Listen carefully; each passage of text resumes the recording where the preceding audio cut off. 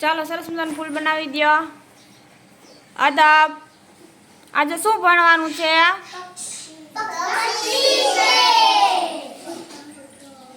સફાઈ કામદાર પક્ષી નામ આપો તો.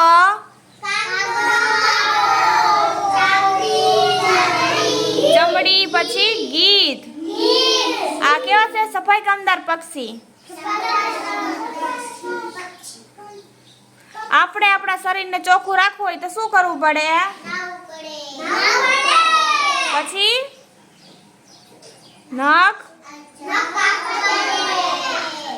વાળમાં તેલ. આપણે આપણી આજુબાજુની જગ્યાને કેવી રીતે ચોખ્ખી રાખશું?